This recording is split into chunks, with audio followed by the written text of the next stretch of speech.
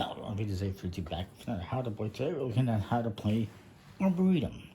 As we get started for this month, I'm going to be doing games that are all related to nature. All card games, of course. And this one is one that I've had for quite some time now. I've been meaning to get to it for like 2 years or whatever.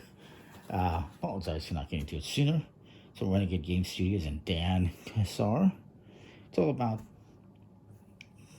playing cards into a tableau and trying to score the most points. It's pretty interesting. It's for 2 to 4 players. It's got some very nice artwork. This is from 2021. There is an older version that has green coloring on the backs and whatnot. A bit different artwork, but same idea, same game. And got some nice UV inks on the box, by the way. You can get this basically on like Amazon or any game website. And it comes with a nice score pad. It has room for 2 different games. And the cards you get are all numbered 1 through 8, different trees like oak, maple, willow, cherry blossom, poplars, and etc. etc.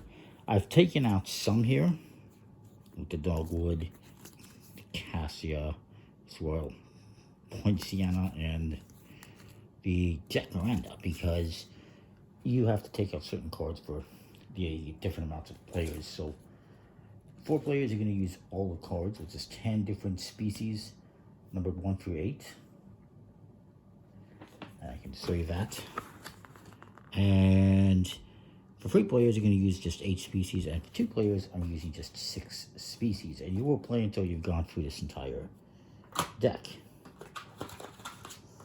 And what you're going to do is you're going to shuffle up the cards, deal out 7 cards each. Whoever last watered a plant, I believe it was, gets to be the start player. Or you can just do whatever you want, basically. Whoever most recently watered a plant is the start player. And gets to take the first turn of the game. Whoever's seated to the right of the start player is the dealer, and you deal out 7 cards each. The rest become a draw pile. Now, in this game, it's very simple what you're going to be doing, more or less. You will be drawing 2 cards, playing a card, and then discarding a card. That is it. For drawing cards, at the start of the game, you have to take from the draw pile, whoever the first player is the least. After that, you can draw either from the draw pile, from another player's discard pile, from your own discard pile, and you can take 2 from here, or 2 from a discard pile, or 1 from here, 1 from the discard pile. It's up to you. And then you will play a card. And then you will make a discard. Let's say I discard this 6. And then my opponent's going to go. They're going to draw 2 cards. They don't want that 6. And they will play a card. And then they have to discard a card. Maybe they discard this one. The same card. And then I'm going to go. You go back and forth like this until you've drawn and through this whole deck. Once a person draws the last card, then they finish out their turn of playing a card and I guess making a discard, and then you will score. And so basically you're going to end up with something like this. I'm going to draw small cards for the hells of it. Not getting the best cards here. Let's just say we do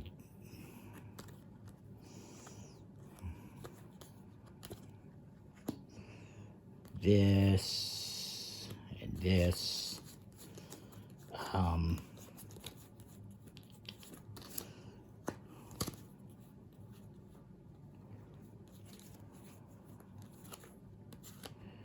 And yeah, maybe this person puts this here. And you're going to end up with some kind of a funky little tableau. It's just kind of a strange shape, but it's going to be something like that. So then you will score points. And scoring points are going to be dependent on the cards you have in your hand.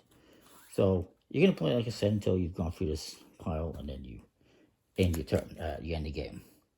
Scoring is one person's going to go down the list of each species, and you will score for that species so long as you have the majority in that species. So they're going to call out, like for instance, blue spruce. So let's say that's his hand and this is my hand.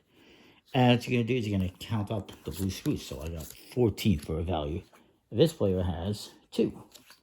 They didn't even have a tableau.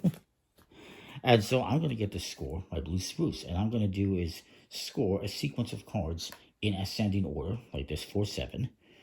That, and it's going to give me 2 points. 1 for each card in that ascending order. Now, if I had this a little bit differently and I had this like this would score me 3 points because it starts with this and ends with this tree. Hopefully that makes sense. Well, basically, you're going to be scoring cards in ascending order, as long as they are, you know, orthogonal. You can't go diagonal. And if it starts and ends with the same, as long as it starts and ends with the same tree species, you get to score, so that would be 3. Moving on to another one here, for instance, the cherry blossom, I would have 1, 2, 3, and technically 4, 5, because they're all orthogonally and they all ascend, so I would have 5 points for that. Presuming I have the most cherry blossoms. I have a value of 5 for cherry blossom. My opponent has a value of 4. So I would get to score cherry blossom. The only person who gets to score a specific species is whoever has the highest value in their hand. So I would get to score that. And then 2 for the maple, presumably, and that's all I would have in my hand. But I would not get to score the maple because they have 12 and I only have 8. They would get to score the maple if they have any. If neither player has any card of a specific species, let's say neither one of us has tulip poplar in our hand, we would just score. We would each get the score.